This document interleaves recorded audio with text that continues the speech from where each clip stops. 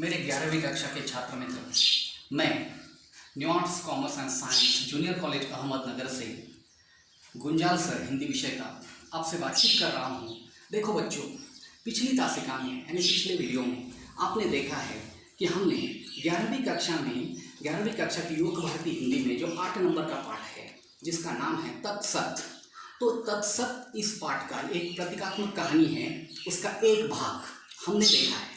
अभी दूसरा भाग जो है कि पन्ना क्रमांक यहाँ पर 42 से हम लेने वाले हैं, तो उसे हम देखने वाले हैं। तत्सत यह एक प्रतीकात्मक कहानी है। प्रतीकात्मक का मतलब किसी बात को स्पष्ट करने के लिए कोई चीज़, चिन्ह या निशान या कोई ऐसी बात होती है कि एक को स्पष्ट करने के लिए दूसरी बात का बीच में एक उदाहरण या एक चिन्ह के तौर पर इस्तेमाल किया जाता है। तो यहाँ पर सृष्टि निर्माता यानी ब्रह्मा विष्णु में ईश्वर, यही सब कुछ है, बाकी सब इनके अंदर है या इनके घटक है। इसी बात को बताने वाली जो बात है कि अंतिम सत्य वही है कि सर्वशक्तिमान भगवान है, वही सत्य है। इसी अर्थ का यह शीर्षक तत्सत है। तो देखो, पिछली तासिका में हमने देखा है कि 2 शिकारी जंगल में कि जब थके हारे बैठे थे, उनमें बातचीत चल रही थी कि यह बहुत भयानक जंगल है, बहुत घना है। तो उनकी बातचीत होने के बाद उस जंगल के जो पेड़ है, जिसमें मुख्य पात्र बड़ नाम का पेड़ है, शीशम का पेड़ है, या फिर बांस का पेड़ है, बबूल का पेड़ है, या इसके अलावा वन में जो वनराज सिंह हैं, घास है, सभी ये जो है नाग वगैरह, सांप, इन सभी में चर्चा चल रही थी कि वन क्या है।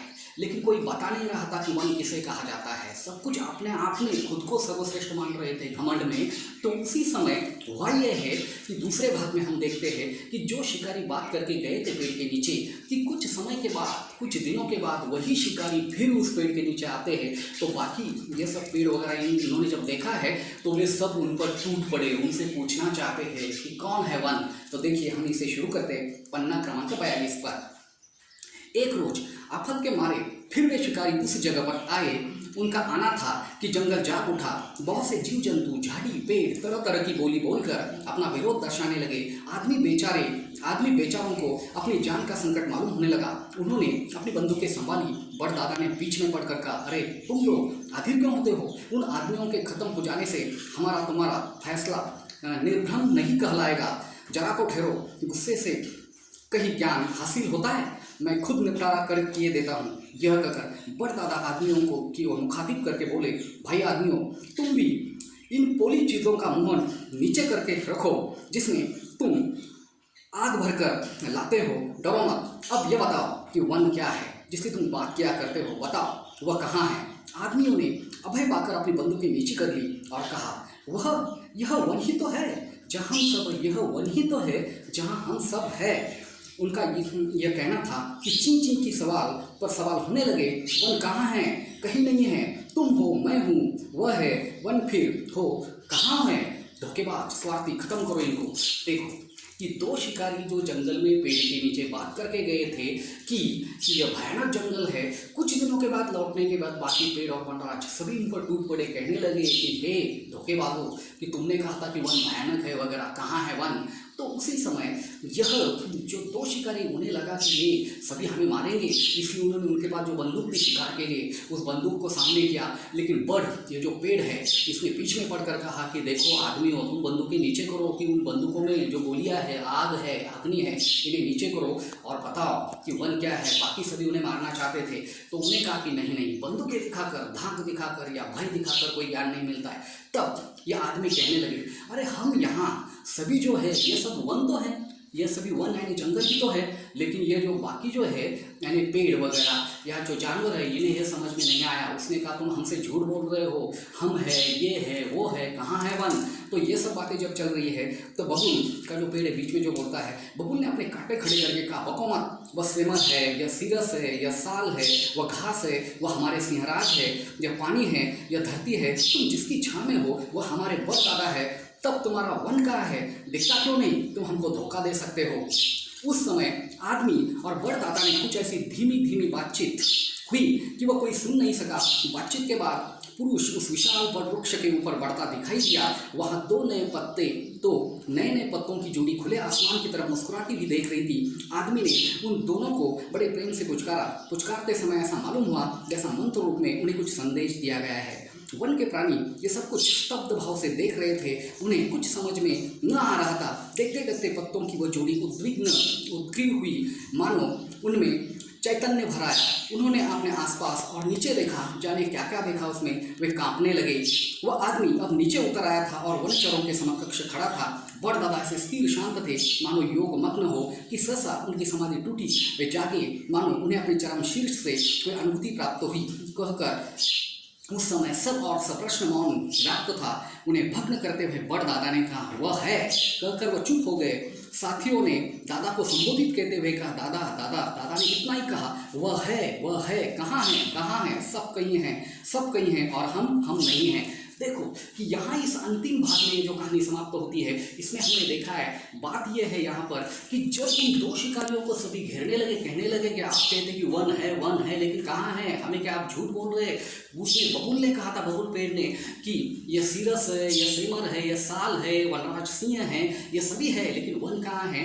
तो इसे उदाहरण देने के लिए उन शिकारियों ने, एक शिकारी क्या हुआ कि बड़ जो पेड़ है, बड़ का पेड़ यानी बरगद का पेड़, उसके सबसे ऊपर चढ़ गया वो, यानी पेड़ के ऊपर, और वहाँ एक टहनी पर यानी फांदी डाली। वहाँ पर छोटी छोटी ऐसी पत्तियाँ थी, यानी कोमल पत्तियाँ, जो कोमल पत्ते होते हैं, वह उसने देखे और सूर्य प्रकाश, सूरज की किरण ऊपर आ गई थी। वो कोमल पत्ते थरथराने लगे, कांपने लगे। एक सुगंधी वातावरण, एक बहुत ही चैतन्यमय वातावरण वहाँ दिखाई दिया।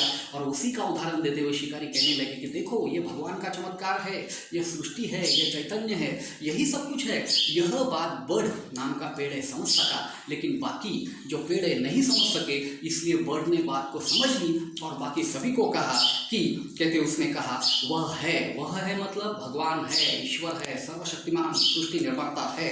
क्यों? क्योंकि वह सब जगह पर वह है, लेकिन हम नहीं हैं। हम आज है तो कल शायद नहीं होंगे, लेकिन भगवान रहेगा।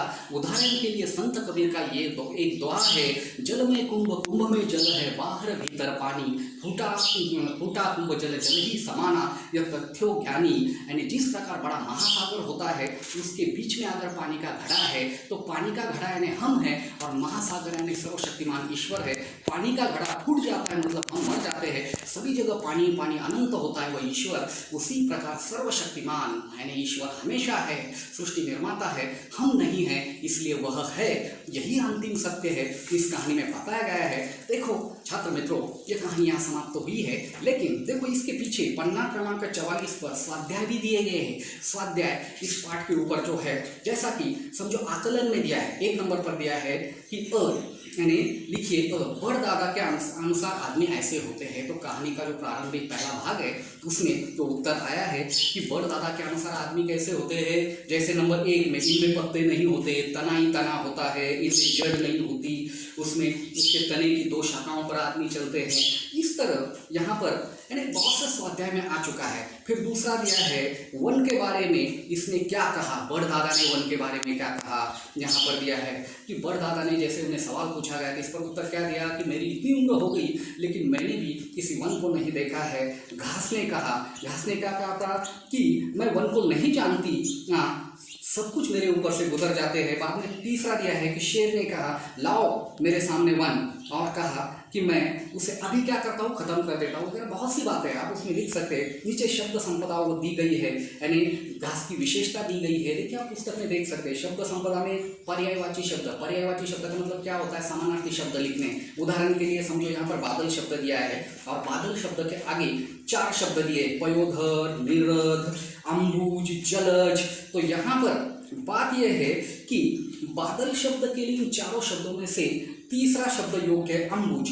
भंवरा शब्द है, उसके लिए पर्यायवाची शब्द है भ्रमर, षष्टपद, भंवर, हिमकर। इसमें भंवरा के लिए भंवर शब्द है। नीचे दिए है धरा, उसके लिए 4 शब्द दिए हैं कि अवनी, श्यामा, उमा, सीमा। उसमें पहला है अवनी शब्द। फिर तीसरा दिया अरण्य, उसके लिए शब्द है वन, विपिन, जंगल, कानन। ऐसा लगता है सभी है, लेकिन पुस्तक में क्या दिया है, वन दिया है, इसलिए वन है। अनुपम, इसके लिए अनोखा, अद्वितीय, अनूठा, अमिट। तो उसके लिए यहाँ पर 3 नंबर का जो है अनुपम के लिए अद्वितीय ये शब्द है। देखो पन्ना क्रमांक 45 पर आ दिया गया है कि निम्नलिखित शब्दों के विलोम शब्द तैयार कर उपसर्ग के अनुसार उनका वर्गीकरण कीजिए। तो उपसर्ग का मतलब क्या है बच्चों, कि उपसर्ग यानी किसी शब्द के पहले कोई अक्षर या शब्द लगकर कोई शब्द बनता है उसे उपसर्ग कहते हैं। जैसे दिन शब्द के पहले प्रति शब्द लगेगा तो प्रतिदिन, तो प्रति ये उपसर्ग हो गया। जैसे यहाँ उदाहरण दिया है, समझो जिम्मेदार के लिए गैर शब्द लगाया पहले तो गैर जिम्मेदार हो गया। नीचे अब शब्द हम तैयार दे सकते, कामयाब है शब्द, तो कामयाब शब्द के लिए आगे ना शब्द लगाया, ना कामयाब उपसर्ग हो गया। नीचे अभिव्यक्ति, देखिए और भी उदाहरण है लेकिन हमारे पास समय कम है, आप देख सकते हैं। अभिव्यक्ति दी है स्वमत कथन की तरह, पाठ पर आधारित लघुत्तरी प्रश्न दिए गए हैं टिप्पणियों के रूप में। फिर नीचे देखो बच्चों, जैनेन्द्र कुमार की विशेषताएं, अन्य कहानियों के नाम पुस्तक में हैं। फिर निम्नलिखित रसों के उदाहरण दिए। पहली कविता जो है कि जैसे हमने देखी प्रेरणा, उसमें लिए रस का उदाहरण दिया गया है। उसी प्रकार यहाँ पर हास्य रस, वात्सल्य रस, उस भाव के कुछ उदाहरण आपको लिखने हैं। तो ठीक है कि यहाँ पर हमने अभी यह दूसरा भाग देखा है। धन्यवाद।